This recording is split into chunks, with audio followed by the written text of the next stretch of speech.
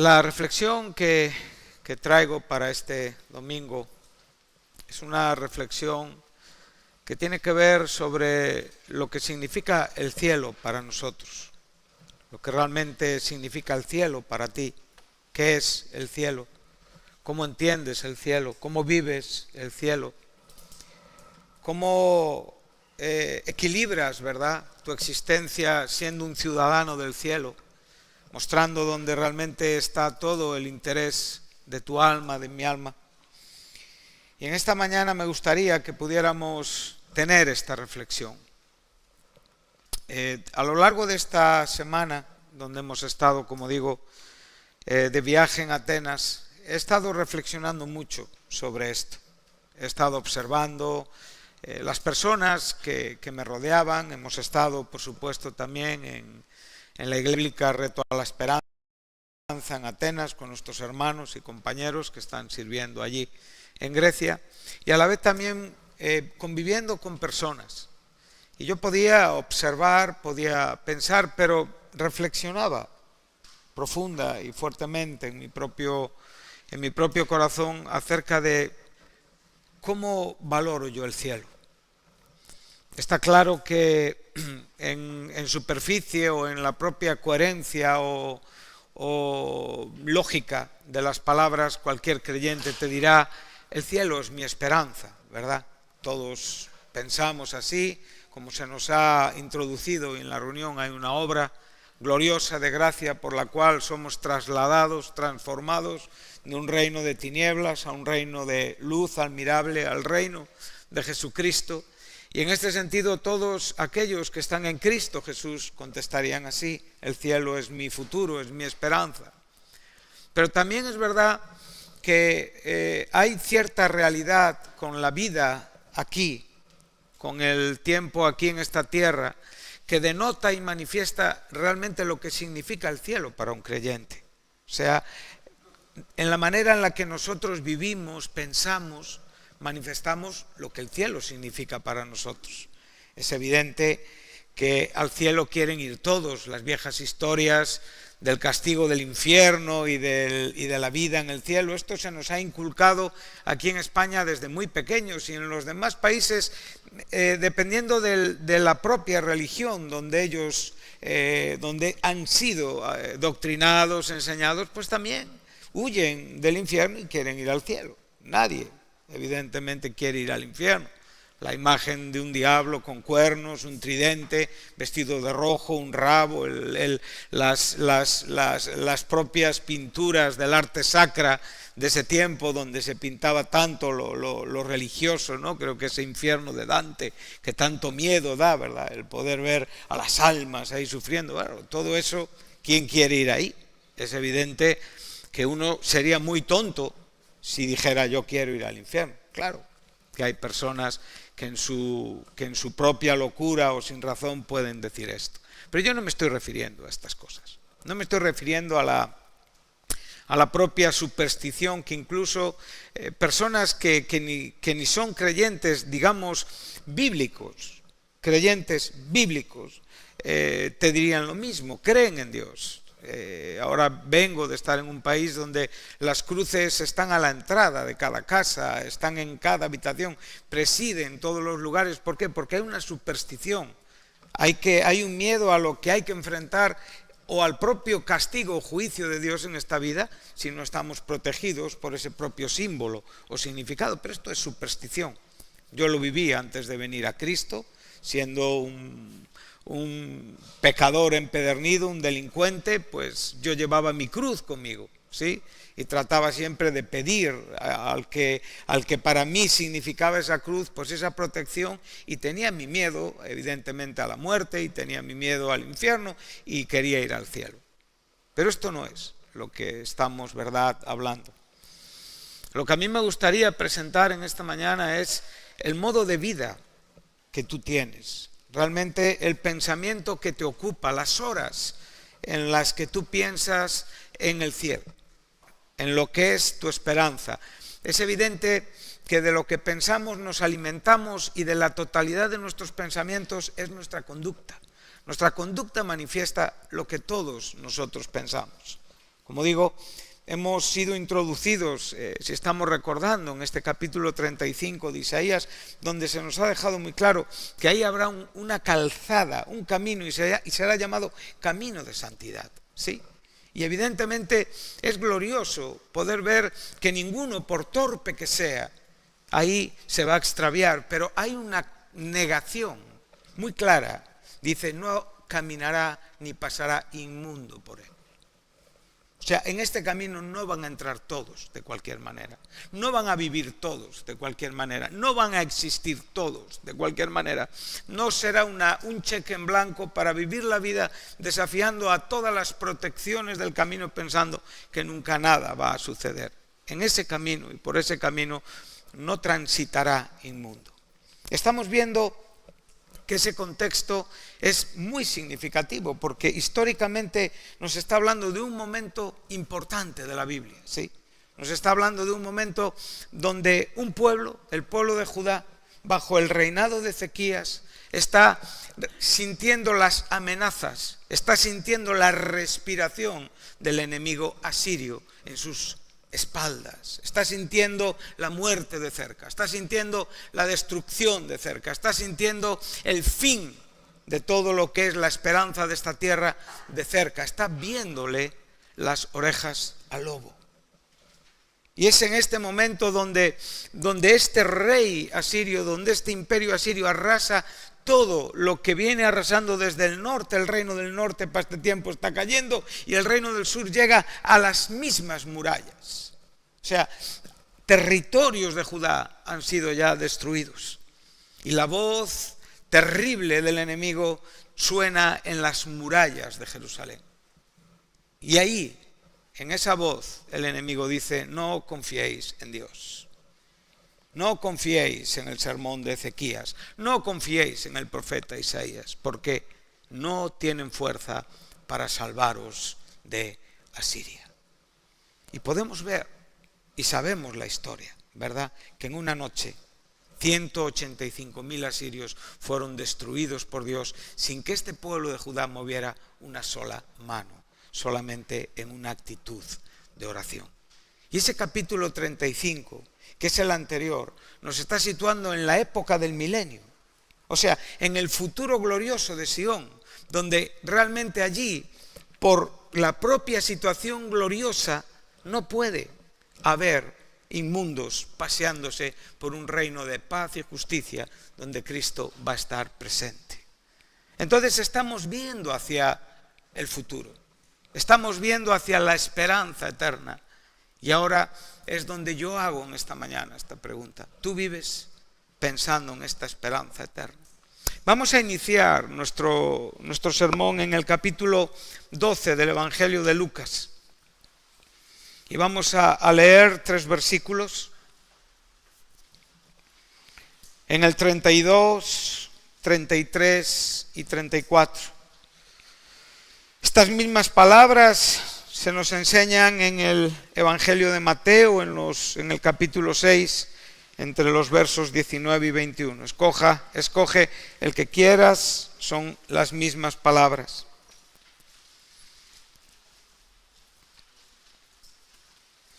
Cristo está hablándonos en un momento presente.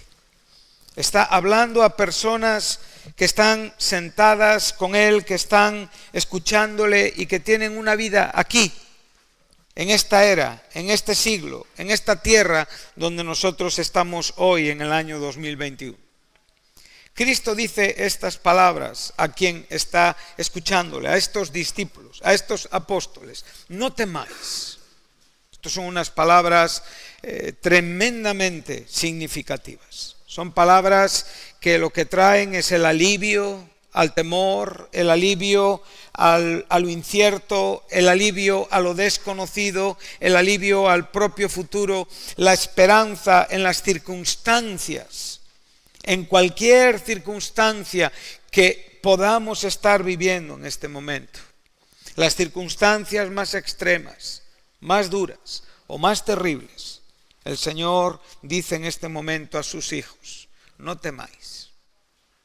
Es exactamente en la misma manera que Él aparece en ese barco que está sacudido por el temporal y por el viento. No temáis, yo soy. Esto tiene que ser una palabra que golpea mi corazón y que trae, como digo, mucha esperanza, ¿sí? Y que realmente asegura mi presente, asegura mi futuro y me da una realidad del perdón de mi pecado pasado. Entonces, ante esta verdad digo, Señor, gracias. Esto es una buena carta de presentación. Esto es una palabra que yo necesito escuchar. Muchas personas hoy están siendo sorprendidos por la vida. Tú puedes ser sorprendido por la vida. Asuntos inesperados, de gran dolor profundo en el corazón, de unas condiciones en las cuales no hay forma humana de poder intervenir. Ya no quedan en muchos casos a dónde agarrarse. No existen clavos ardiendo, humanamente hablando, para muchas situaciones que viven hoy personas aquí, en este lugar y por supuesto en otros lugares donde los creyentes sufren, porque Dios nunca nos dijo que no sufriríamos, que nunca enfermaríamos, que nunca moriríamos, a no ser que estemos en vida cuando Él venga a llevarse la iglesia, que nunca tendríamos tribulación. Él siempre nos dijo, vamos a tener estas circunstancias, pero para ti es hoy esta palabra, no temáis, no temáis. Yo el otro día estaba con unos padres que tienen una niñita de 2 años, una niñita de 2 años que ha nacido con una enfermedad autoinmune, una enfermedad para la que no hay cura. O sea, no es que nuestro hijo está enfermo, no es que nuestro hijo hoy tiene mucha fiebre o tiene una enfermedad, pero que hay esperanza en el sentido quirúrgico, en el sentido de medicación. No, estamos hablando de una enfermedad por la cual una niña necesita ser transfundida por una sangre que antes tiene que ser claramente estudiada, claramente vista para ver si es compatible con la propia necesidad de esa niña. Por otro lado, esa sangre le está subiendo el hierro en el organismo y está dañando todos sus órganos, a los cuales hay que meterle otra medicación y una esperanza de vida, a veces de unos 7 u 8 años. Esto se necesita escuchar estas palabras, no temas. Hay muchas situaciones en las cuales uno dice, ¿por qué no a mí? ¿Por qué a otro? ¿O por qué a otro y por qué no a mí? El Señor sabe. Pero el Señor te está diciendo, no temas. Y cuando te dice no temas, ¿sabes qué te está diciendo? Que el único argumento confiable es Él. Él está viendo en tu corazón el nivel de confianza que tú tienes en Él. Hemos escuchado el domingo anterior acerca de la vid verdadera. Ya son 2 domingos donde hemos escuchado hablar de la vid verdadera, de ese término verdadero que se separa y se diferencia de otros términos que se acercan a una verdad, pero no son esa verdad constatada, perfecta, inmutable, absolutamente incontestable y absolutamente segura. Entonces, Él te está diciendo esto.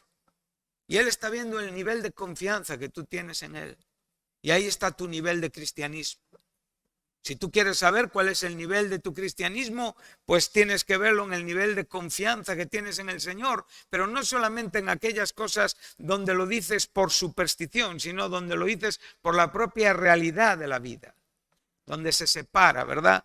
Donde hay claramente una arqueta separadora de sólidos para dejar únicamente, ¿verdad?, pasar las verdades espirituales al corazón.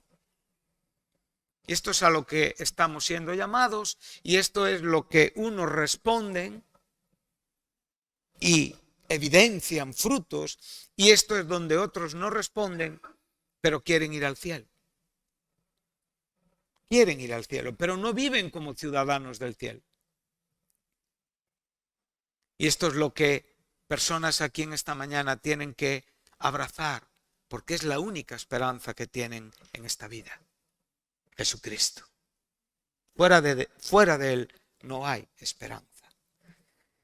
Entonces te está diciendo, no temas, manada pequeña. Qué bueno, que como Él reduce, no es la totalidad del pueblo. Dios quiera, la Biblia enseña que todos son objeto del deseo de Dios. Dios quiere que todos se salven, enseña Pablo a Timoteo, amén. Dios quiere que todos vengan al conocimiento de su verdad. Todos es todos. Él no excluye absolutamente a ningún hombre que ha pecado desde Adán. Él quiere que todos sean salvos. Pero la Biblia también nos dice que pocos se salvan, lo cual también tiene que hacernos pensar. No estamos hablando de un evangelio donde las verdades no pesan, un evangelio de cualquier manera. El evangelio de Dios se predica en una gracia absolutamente inmerecida y claramente obrada y consumada por Dios, pero evidentemente ha tenido un alto costo. Y las personas que sean juzgadas por Dios por no abrazar el evangelio en esta vida sabrán lo que significa el juicio condenatorio de Dios. Esto es parte del mensaje del evangelio. Por eso tenemos que predicar el cielo, pero hay que predicar el infierno también, porque es una doctrina bíblica y una verdad bíblica. Entonces, vuelvo a repetir, manada pequeña.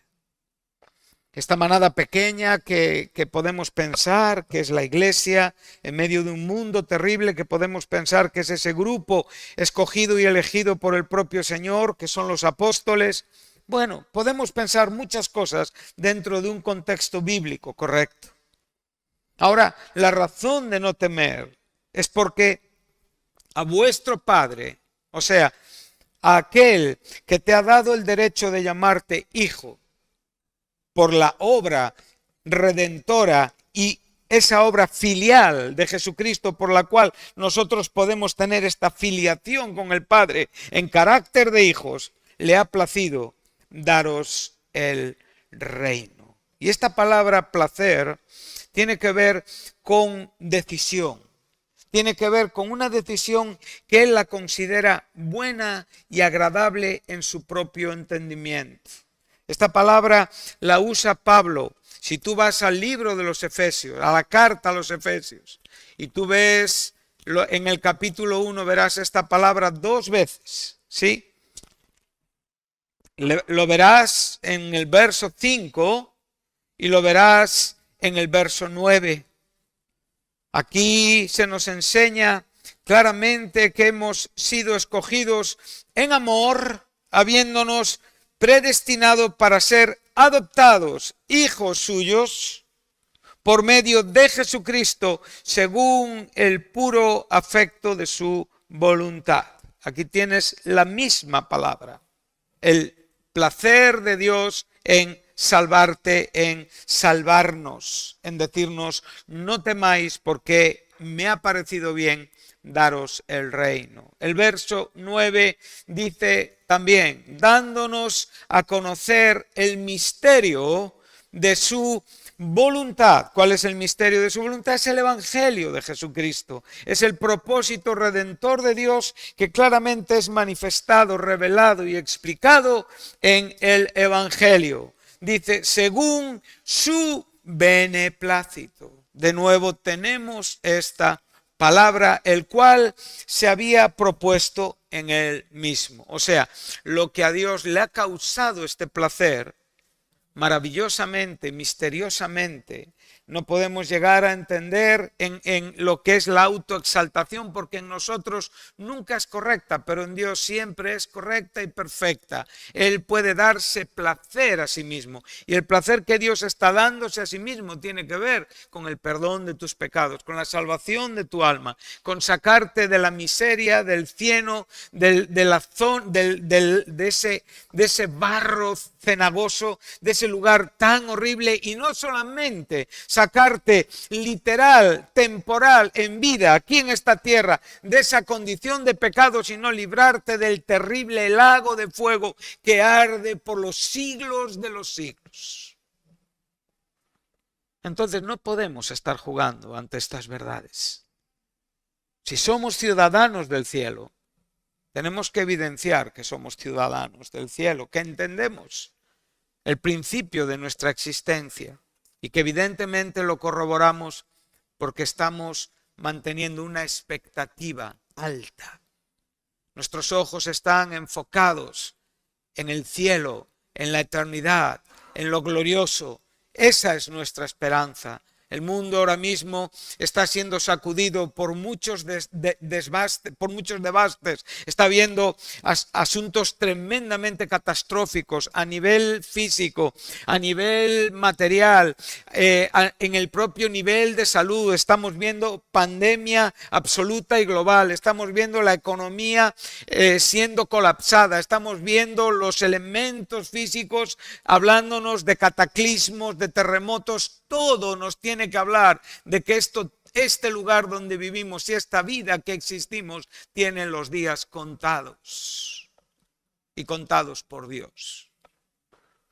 No puedo entender cómo las personas pueden vivir abrazándose a los placeres de esta vida. Algo falla en su cristianismo o algo no han entendido todavía. Cuando estamos viendo todo esto que está sucediendo, todo esto que a nivel global se está manifestando ante nuestros ojos, nosotros debemos de tratar de abrazar, de atesorar, de aferrarnos, de agarrarnos a nuestra esperanza celestial, la cual nunca va a ser afectada por ningún asunto que suceda en este mundo. Estamos escuchando hablar del apagón mundial. Estamos ya siendo amenazados por asuntos que nunca antes habíamos escuchado. Antes no habíamos pensado, bueno, antes de inventarse la electricidad solo había velas, pero a partir de ahí hoy, evidentemente, la electricidad está generando la vida casi del propio sistema artificialmente. O sea, si el mundo hoy sufre un apagón, el mundo se colapsa entero. O sea, nuestros hijos, situaciones médicas, hospitales, estamos hablando de que tenemos hermanos y hermanas que dependen de medicaciones que tienen que constantemente y fielmente estar en los momentos que si hoy pierden de vista estas medicaciones mueren con total seguridad. Yo no sé si estamos muchas veces pensando en estas cosas o estamos de paso por esta tierra, viviendo, disfrutando y parándonos en la amálgama, en la cantidad de escaparates donde uno puede satisfacer su sed carnal. Creo que las cosas están yendo por otro camino y Dios nos está hablando. Y Dios nos está hablando a través de la palabra. Tú no estás aquí hoy aleatoriamente, circunstancialmente, casualmente. Estás aquí porque Dios te ha puesto hoy aquí para escuchar su verdad. Porque a Él le ha placido salvarte. Y tú estás ahí sentado, pues ya veré el domingo que viene. Padres, hablar de esto a vuestros hijos. No le habléis de la religión, hablarle de la realidad del cielo. De este mundo que hoy para ellos se puede acabar. Igual no llegan a ser jóvenes, igual no llegan a ser viejos, pero diles que hay una esperanza para nosotros en el cielo. Y que es mejor que vivir 90 años aquí. Hay cosas que deben de cambiar en nosotros. Amén. Dice verso 33, vended lo que poseéis y dad limosna, haceos bolsas que no se envejezcan, tesoro en los cielos que no se agote, donde ladrón no llega ni polilla destruye, porque donde está vuestro tesoro, allí estará también vuestro corazón. Observa. cómo Jesús en 4 frases nos habla en una manera tan amplia, en una manera tan espiritual, en una manera tan profunda. Él ya ha sentado los principios fundamentales. No temas. Somos una manada pequeña, pero a Dios le ha placido daros el reino. El reino de Dios, el reino de Cristo, el reino de los cielos, el reino eterno. Todo esto tiene un significado para nosotros. Pero ahora te está hablando de una economía o de un negocio que tú tienes que empezar a practicar aquí en esta vida. O sea, tu economía espiritual. O sea, a lo que tú vas a dedicar tu vida y cómo vas a dedicar tu vida. Y ahora les está diciendo que vendan lo que poseen. Y como resultado de la venta de lo que están poseyendo, que no lo metan en un banco. Les dice que hagan el bien, que den limosna, que lleven a cabo la caridad. O sea, no porque para Jesús esto fuera indicativo de ser salvo. Hay muchas personas que son caritativas y no son salvos. Aquí no estamos hablando de esto. Estamos hablando de la confianza que tú tienes en lo terreno. Si tú vas a África, si tú visitas países musulmanes, te darás cuenta que el entendimiento de la caridad es muy superior al nuestro, que tenemos el carácter occidental.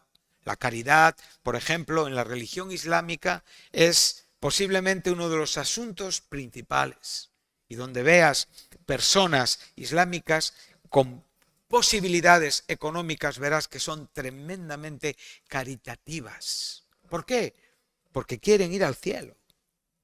Quieren ir a la presencia de Alá. Quieren huir de la condenación del infierno y del enfado y del juicio de Alá. Pero sin embargo mueren sin saber si son salvos. Porque todo lo apoyan en sus obras. Así es la religión islámica. Qué triste cerrar los ojos a este mundo sin ninguna esperanza, únicamente dependiendo de que Dios haya aprobado tus obras. Pero Jesús no está hablando de esto. Claro que el cristiano tiene que ser caritativo, claro que el cristiano tiene que ser generoso, claro que el cristiano tiene que compartir lo que él tiene con otros que necesitan de lo que él tiene, o sencillamente a veces de la abundancia que hasta a veces nos sobra. Pero no es lo que aquí está diciendo Jesús. Claro, lo incluye. Pero aquí lo que está diciendo Jesús es que tú valores el nivel de confianza que tienes en lo terrenal. Y este valor de confianza que tienes en lo terrenal, ¿sabes dónde se evidencia? En que tú vendes lo que posees. Te desprendes de lo que posees, manifestando que tu confianza no está en tus posesiones. Sí. Muchas veces leemos la Biblia, sabemos las historias de la Biblia y creemos hasta entenderlas y las entendemos, ¿verdad? A Dios gracias que nos permite entender tantas cosas, pero hablamos de ese rico insensato, ¿verdad? De ese hombre que pensaba qué hacer con todo lo que tenía, hacer más grandes sus graneros, y muchas veces nosotros no nos vemos identificados con ese hombre, pero nosotros hacemos nuestros graneros. Y son graneros que siempre tienen una justificación, el futuro, los hijos, una dote a una hija que se casa o a un hijo, y son cosas absolutamente lícitas y correctas.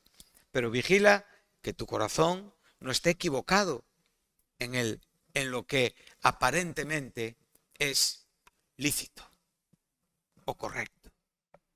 El error está en tu corazón, no en lo que muchas veces justificamos. Nosotros hacemos las cosas y siempre tenemos una razón para ellas, ¿verdad? Siempre decimos es que yo no quiero esto por esto, por esto y por esto. Yo no hago esto por esto, por esto y por esto. Yo hago esto por esto, por esto y por esto. Y nosotros siempre tenemos la razón para hacer las cosas. Pero Cristo nos está diciendo en esta mañana que vigilemos nuestro corazón con profundidad. Porque puede haber algo en la vida que haya despertado en ti mucho interés y que estés empezando a vivir excesivamente para esto, dedicando mucho tiempo de tu pensamiento a esto, viviendo sin tener, experimentando sin estar, diciendo, ¿cómo sería si yo tuviera, verdad? ¿Qué dijo el rico? ¿Qué voy a hacer? Está especulando con su futuro. Y sabemos que ese mismo día, en la propia enseñanza de Jesús, le dice, necio, hoy Dios viene a pedir tu alma. Y toda esta idea que has tenido de la vida, ¿qué vas a hacer con ella? No te ha servido para nada. Si tú hoy tienes 20 años, o tienes 30 años, o tienes 15 años, o tienes 50 años, o tienes 60 años, esto nos tiene que enseñar. Y aquí es donde tenemos que pararnos a pensar qué valor estamos dando a lo que tenemos. Pero Él no te está diciendo que te empobrezcas, ¿verdad que no? Él te está diciendo que te enriquezcas. Pero que te enriquezcas, ¿en qué manera? Que te hagas bolsas que no se envejecen. Y aquí tenemos esta palabra que significa bolsas que no se dañen, que no sufren el paso del tiempo, que realmente no se pierden, que no se pudren, que no se olvidan. Bolsas que están en una total y absoluta seguridad. O sea, bolsas que son tu depósito. Como bien dice el apóstol Pablo, yo sé en quién he creído. Sí, y por consecuencia y como resultado de en quién he creído, Él es poderoso para guardar mi depósito, mi salvación, todo lo que yo he ahorrado, trabajado y vivido en esta vida espiritualmente para la gloria de su nombre, para aquel día. ¿Qué día? El día que yo tenga que presentarme delante de Él. Él ahí me va a enseñar la calidad de mis ahorros. Qué precioso, ¿verdad? El que va a estar mirándote a los ojos es aquel que va a enseñarte las marcas de sus manos. Exactamente igual que a Tomás. Es aquel que va a enseñarte las heridas de su costado. Exactamente igual que Tomás. Es aquel que verás su cara claramente mostrándote al cordero que fue inmolado por tus pecados. Tú verás la cara de aquel que ha sido castigado por tu pecado. Y Él te estará mirando a los ojos y tú le estarás mirando a los ojos. Y Él no te va a condenar porque Él ya te ha dicho, yo he pagado por ti, yo he sufrido por ti, yo he muerto en la cruz por ti, yo he resucitado por ti. Pero aquí tienes tus ahorros. Esta ha sido la calidad de tu vida. Tú has pensado en el sexo más que en mí. Tú has pensado en tu ambición más que en mí. Tú has pensado muchas cosas que realmente han evidenciado que tus bolsas han envejecido porque eran pensamientos terrenales. Y allí tú verás el aprovechamiento de tu vida. Wow. Pero claro, lo que hoy se predica es gracia pura, ¿verdad? Y a esto todo el mundo dice amén. Y a esto todo el mundo dice aleluya, porque no nos hace pararnos a pensar en la incomodidad de nuestras dificultades. Nadie quiere ir con una chaqueta apretada. Nadie quiere ir estrecho. La gente quiere tener una comodidad, quiere tener espacio. Échate hacia allí. Yo quiero estar cómodo donde estoy. Pero la Biblia te está enseñando que esta comodidad es muy peligrosa. Y que esta comodidad habla de que tus tesoros apuntan más aquí, a esta tierra, que a las bolsas que no envejecen. Amén. Qué bueno es el Señor. Puedes ver su capacidad de albergar y diferenciar lo que cada uno hacemos. Puedes imaginar una mente así. Algún hombre podrá crear un ordenador de estas características capaz de filtrar, separar, diferenciar. O sea, todo lo que nosotros estamos haciendo está siendo depositado en bolsas que tienen tu nombre. porque eres un hijo y eres parte de esta manada pequeña a quien el Señor dice, no temas, porque a mí me ha placido darte este reino, pero este reino es un reino donde yo gobierno espiritualmente, donde todo lo que tú veas, todo lo que tú toques, todo lo que tú sientes tiene que ver con mi presencia, con mi omnipresencia. Allí Dios lo llena todo. Y ahí está tus ahorros. ¿Qué estás ahorrando para este día? Pregúntate. ¿Vives? ¿Priorizas tu futuro? ¿Priorizas tu matrimonio? ¿Priorizas tu familia? ¿Priorizas todos los asuntos a los cuales tú tienes que dedicarte con cuerpo y alma? ¿Y olvidas el reino que te ha sido entregado? ¿O lo tienes paralelamente siempre metido ahí? No. Tú tienes que tener el reino en tu mente, en tu corazón. Y entonces estás priorizando todo aquello que amas. Esto es importante. Y a esto somos llamados individualmente. A veces hay creyentes que quieren ir de la mano con papá, Jesús. Y esto no puede ser. Los niños pequeños, ¿verdad? Los niños que tienen 5 o 6 años están agarrados de la mano de sus papás porque sus papás les están enseñando y les están educando en la vida. Pero viene un momento donde tú o eres hijo de Dios o no eres, y por lo tanto estás sujeto a la mano de otro padre que no es el de la tierra, es el de los cielos, y tienes que comportarte como un hijo que está entendiendo estas cosas. La historia está llena de hombres y mujeres que a edades muy tempranas manifestaron el más absoluto entendimiento y el más absoluto equilibrio entre lo que se vive aquí en esta tierra y lo que hay en el cielo. En el gran incendio de Chicago, que muchos de nosotros sabemos, sí, donde se compuso este himno Estoy bien con mi Dios, ese Horacio Stafford, ¿verdad? Que fue y que sus mujer y sus hijas perecieron y que él posteriormente fue en otro barco. Y cuando él pasó por el lugar donde sus hijas murieron, donde su mujer fue ahogada, dijo, está bien con mi alma. ¿Por qué? ¿Porque no había perdido a sus hijas?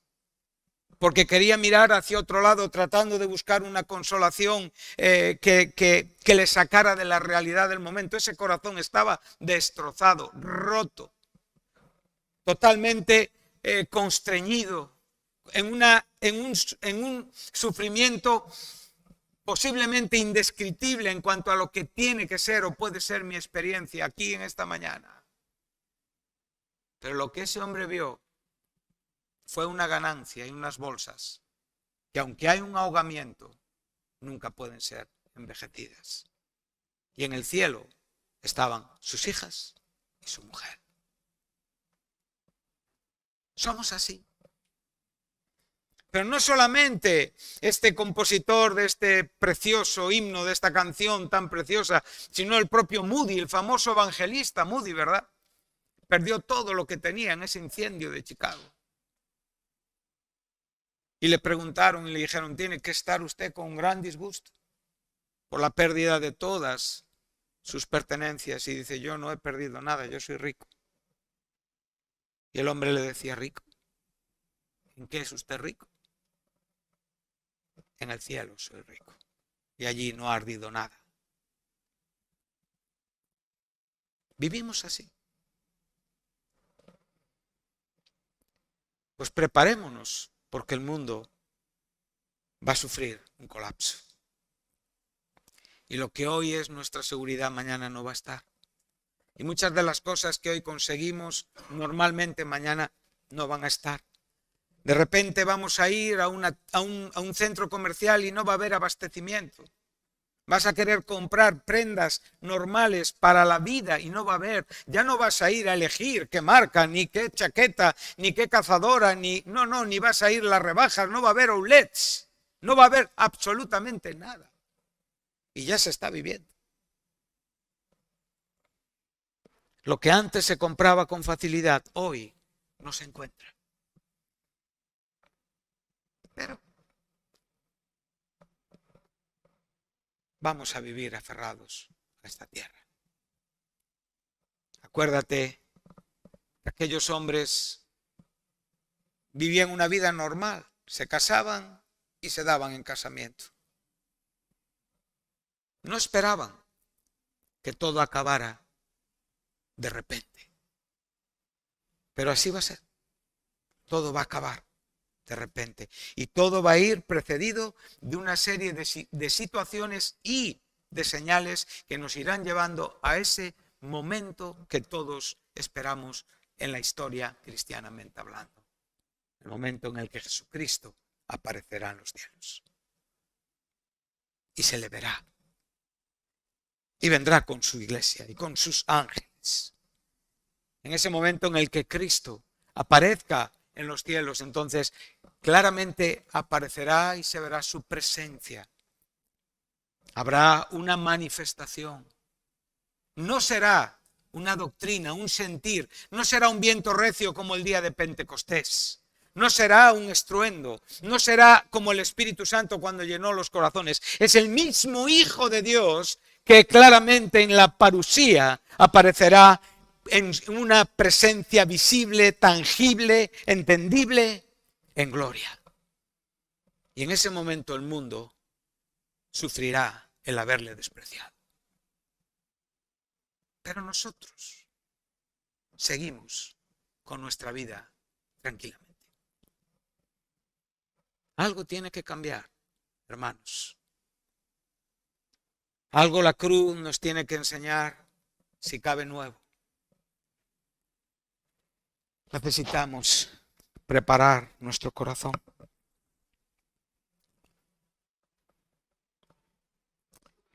Vended lo que poseéis y dad limosnas. Haceos bolsas que no se envejezcan y tesoros en los cielos, tesoro en los cielos que no se agote, donde el ladrón, aquí tenemos la metáfora, donde el ladrón no llega ni la polilla destruye.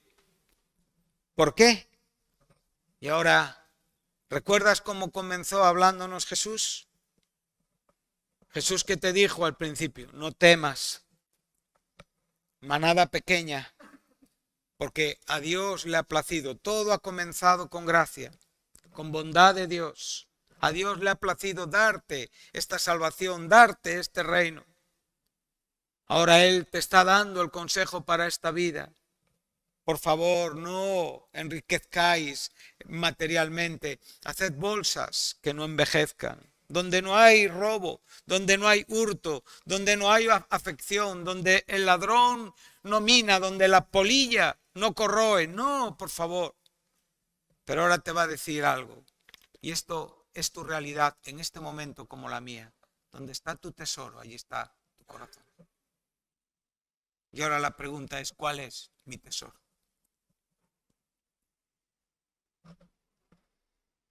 Y aquí es donde yo iniciaba mi reflexión. Aquí es donde yo por un momento me paraba a pensar y decía, Señor, ¿qué hay de verdad en todo lo que yo vivo para ti? ¿Cuánta falsedad todavía albergo en mí? ¿Cuánta hipocresía todavía contradice aquello que es tan glorioso? Ayúdame a poder ver con mayor profundidad lo que representa el tesoro donde mi corazón se esfuerza. Donde está este tesoro, ahí está todo mi esfuerzo. Ahí está todo lo que yo soy. ¿Cuál es mi tesoro?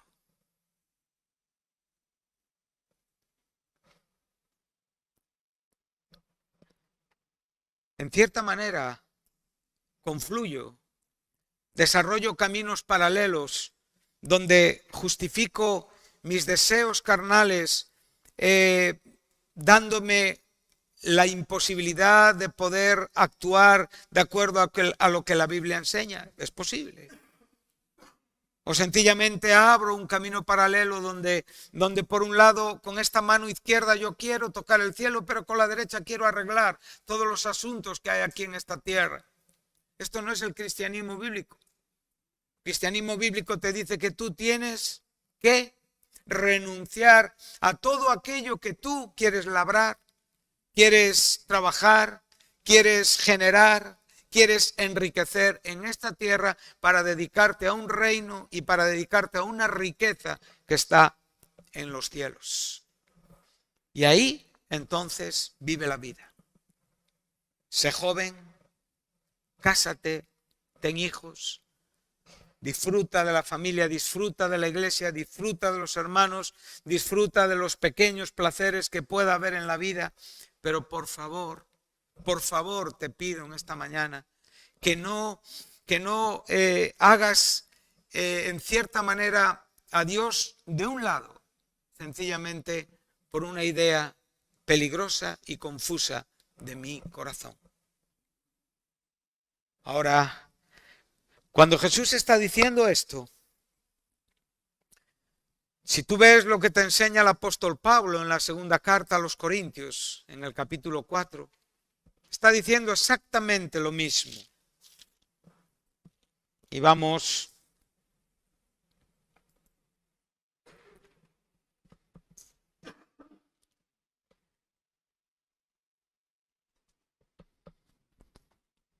Pablo está usando paralelamente la misma enseñanza que Jesús. Él ahora está diciendo a los creyentes de Corinto, dice, nosotros no desmayamos en el proceso de la vida.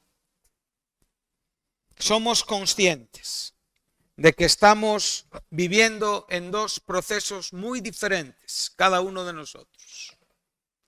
Todos aquí están viviendo mínimamente en uno: el gasto, el desgaste de la vida física. Los años van llegando, la vejez se va instalando, las facultades se van mermando y esto nos llega a todos. O sea, lo que hoy tú ves como fortaleza, lo que hoy tú ves como una capacidad que parece que es inagotable, que parece que es para siempre, que nunca va a haber falta de fuerza en tu brazo, ni falta de fuerza en tus piernas, y que siempre correrás y que siempre saltarás, olvídate. Los años irán trayendo una merma física. Esto es una realidad para todos, ¿sí? Este es el proceso de la vida, el proceso de la ley, del pecado, de la ley, de la muerte. Nacemos y cuando un bebé nace, celebramos una vida. Amén. Y pensamos como Jesús nos enseñó, que esa mujer cuando ha pasado esa hora de sufrimientos, esa hora de parto, donde se sufre esos dolores, se olvida el sufrimiento porque hemos traído una vida al mundo. Pero el que nace, bíblicamente empieza a morir, porque la ley de la paga del pecado empieza a verse en el recién nacido. Entonces, como digo, esto es una realidad. Pero si estamos en Cristo, entonces vivimos dos procesos. El desgaste externo, pero la renovación, y aquí es donde yo me gozo mucho, porque evidentemente esa renovación interna me conecta con el cielo.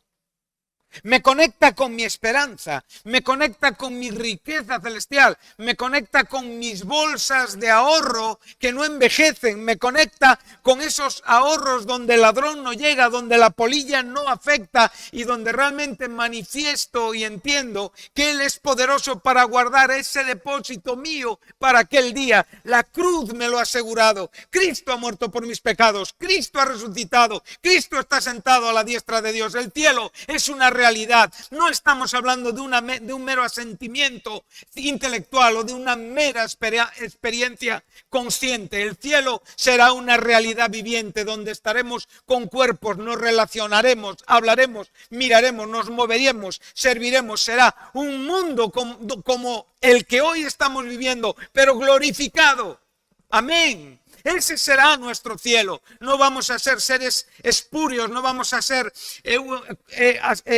sin carne, sin cuerpos, Claro que no vamos a tener carne y sangre, no vamos a tener 3/4 partes de agua en el cuerpo, tendremos cuerpos glorificados, pero que mueven brazos, mueven piernas, ven con los ojos, para poder disfrutar de nuestros ahorros celestiales. Y allí honraremos la cruz de nuestro Salvador, porque la hemos honrado en esta vida. Porque nos hemos negado, porque hemos prescindido de placeres objetivos y mundanos para amarle a Él.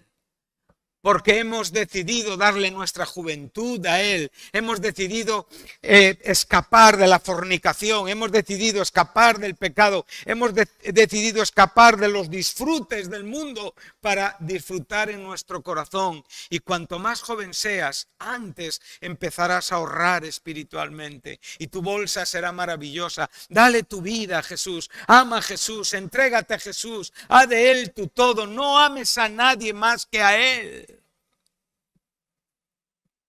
Amén. Por favor, no juegues. Todos estamos en una línea peligrosa. Todos estamos confrontando un mundo peligroso. Todos estamos confrontando tiempos peligrosos. Algunos están jugando más que otros, pero todos tenemos dificultades. Por lo tanto, en este momento, piensa en estas cosas. Nuestro corazón tiene que ir hacia el cielo y vivir sabiendo que ahí está nuestra vida. Ahí está nuestra existencia. Esto no es más que un tránsito, un puente que hay que pasar. ¿Y cómo puedo ser un buen ciudadano del cielo? Alimentándome de la palabra de Dios, evidenciando la obra del Espíritu Santo en mi vida, manifestando que por encima de todo, mi amor tiene un dueño y es Jesucristo. Antes que mi esposa, antes que mis hijos, antes que mi madre, antes que mi padre, antes que todo lo que yo pueda desear y querer en esta vida. Si no vivimos así, no vamos a ayudar a nadie. Siempre seremos una carga, una preocupación. Siempre estaremos necesitados de consejos. Siempre estaremos mostrando una torpeza consciente, muchas veces desafiante, peligrosa. Que no somos, como digo a veces claramente, y vuelvo, perdón la redundancia, conscientes del peligro que conlleva. Entonces, el apóstol está enseñándonos estos dos procesos en la vida de cada uno de nosotros. Uno se gasta, uno envejece, uno es susceptible de ser afectado por el ladrón, por la polilla, por la enfermedad, etcétera, etcétera, etcétera, etcétera. Pero el hombre interior, no obstante, se renueva de día en día.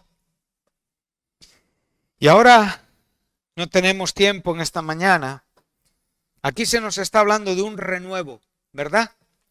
Hoy hemos iniciado esta reunión hablándonos de ese renuevo milenial. Estamos hablando de una renovación de los cielos y la tierra actuales. Estamos hablando de una renovación de nuestras propias vidas, una glorificación. Va a haber un renuevo donde estaremos en ese cielo nuevo, en esa tierra nueva definitiva. Entonces, lo que tú estás observando dentro de ti es un proceso por el cual tú te estás preparando para vivir en el reino que a tu Padre le ha placido darte. Qué bueno, ¿verdad? Amén. Esto merece una sonrisa, ¿no?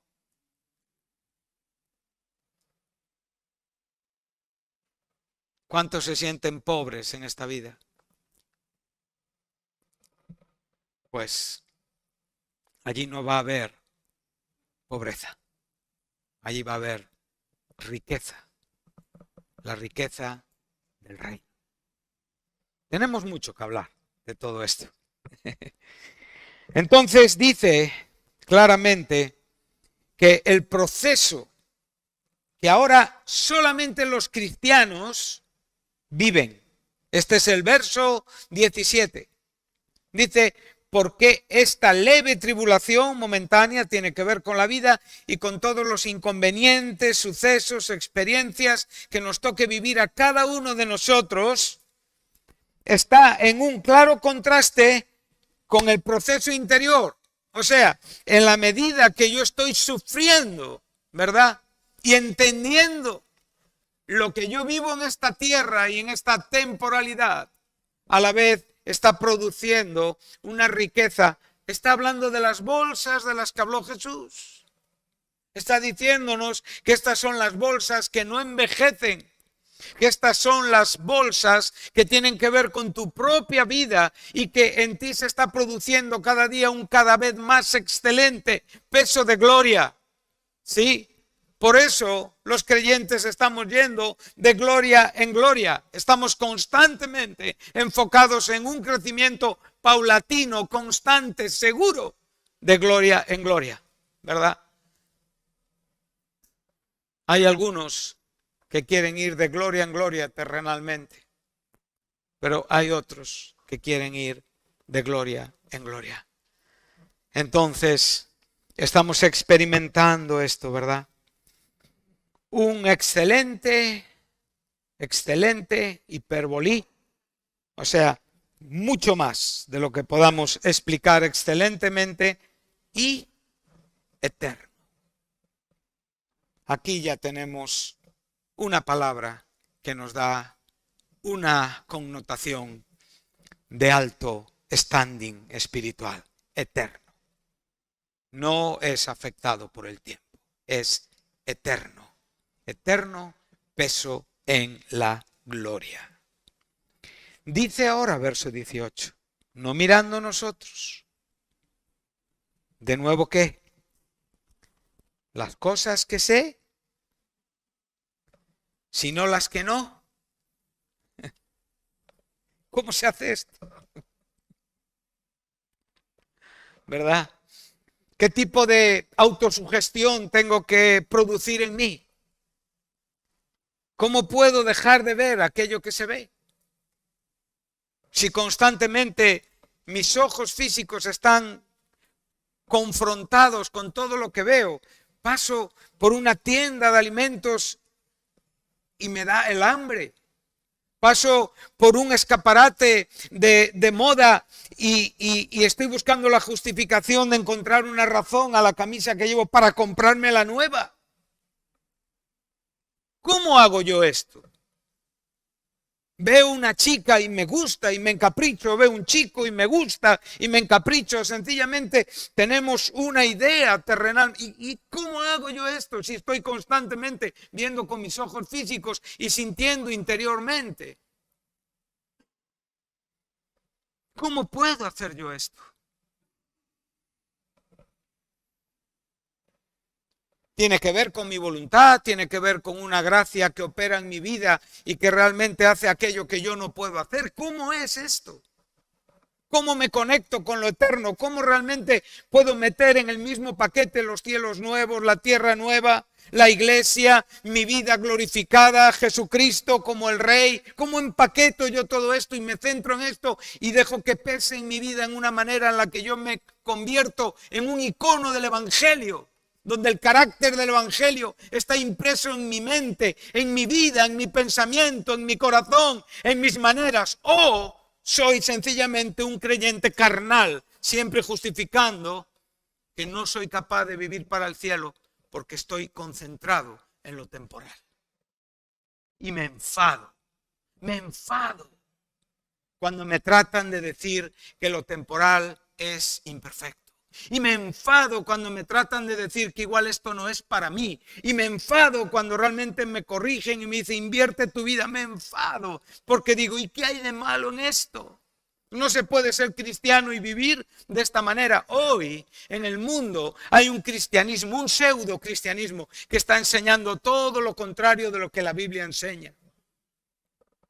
donde la gente puede ser cristiana en cualquier manera y de cualquier forma, viviendo como quiera. Sencillamente tiene que decir sí a Jesucristo y eso es suficiente.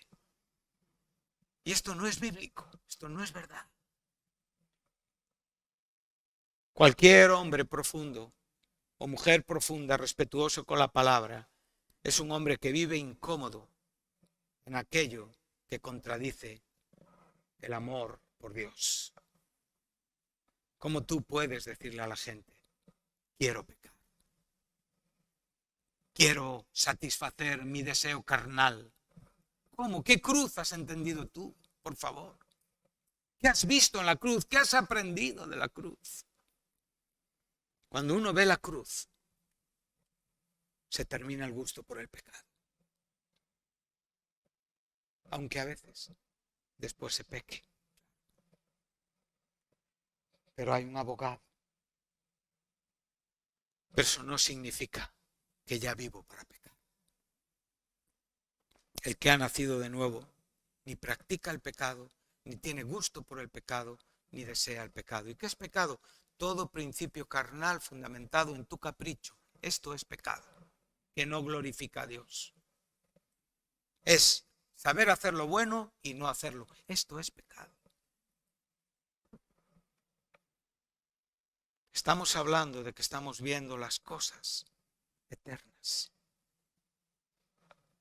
Si vemos las cosas eternas, entonces te puedo asegurar que serás el más feliz, el más rico, porque donde está tu tesoro, está tu corazón. ¿Y dónde está tu tesoro? En las cosas eternas. Y cuando, como digo al principio, estamos terminando, unos padres tienen que confrontar la dureza de vivir con un hijo que está médicamente condenado a muerte en años prontos, en una edad temprana. Dios puede sanar, amén. Pero ¿y si no sana? ¿Y si ese niño se muere de esa enfermedad? Solamente se puede asimilar esto cuando uno es rico en el reino de los cielos. Y aunque mueras como el pobre a la puerta del rico, lleno de llagas, y con perros lamiendo tus heridas, y muerto de hambre, esto es mucho mejor que comer las algarrobas del pecado. Hay muchos creyentes que quieren ir a pasar hambre. Este pobre pasaba hambre porque las circunstancias de la vida le habían llevado hasta ahí. Y experimentaba cada día el eterno peso de la gloria tocando sus llagas y el dolor de su cuerpo. Pero en su alma era rico. Y cuando él murió, pudo ver llegar a los ángeles en toda su majestuosidad a recogerle, a llevarle al cielo, con un cuerpo sin llagas, sin dolor. Y como bien dice la enseñanza, él ahora es rico en el cielo. Amén. Bueno, pues, verso 18, estamos concluyendo, no mirando nosotros las cosas que se ven, sino aquellas que no se ven. Pues las cosas que se ven son temporales, pero las que no se ven son eternas. De nuevo tenemos esta palabra. Y es muy importante, es muy importante que cuando estamos viendo el verbo mirar, ese verbo nos está diciendo que ponemos todo el peso de nuestra mirada y combinamos lo que somos aquí en esta tierra, física y espiritualmente. Y nuestra mente, nuestro corazón y nuestro cuerpo no tiene que como sugestionarse. Sencillamente hay una realidad equilibrada que hace que tu vida sea una vida de gozo, de felicidad, amable, una persona que claramente donde está se puede percibir el olor grato del reino de los cielos. Claro, hombres con errores, que se equivocan, que a veces meten la pata, que hablan indebidamente, pero claramente su corazón siempre evidencia ese olor del reino de Dios. Amén. Continuaremos.